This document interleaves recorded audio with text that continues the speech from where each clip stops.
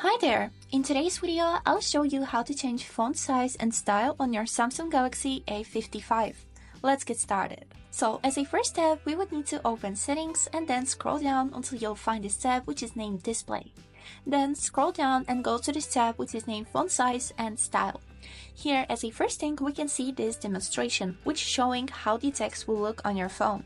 Next thing we got here is the font style. By clicking on it, we can see this little list and also a button which is saying download fonts. By clicking on this button, you can find some more interesting fonts, or you can select from one of these. So I will click Samsung one, and here is it. You can see that the demonstration also changed a little bit, and the next setting that we got here is the bold font. We can enable it so the font will be a little more noticeable. And the last thing is the font size. By moving this dot around the slider, we can make the text bigger or smaller. So as you can see, bigger is on the right side and smaller on the left. So we can do it like this, and this is it.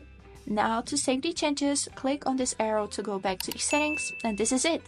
I hope this video was helpful for you, and thank you so much for watching.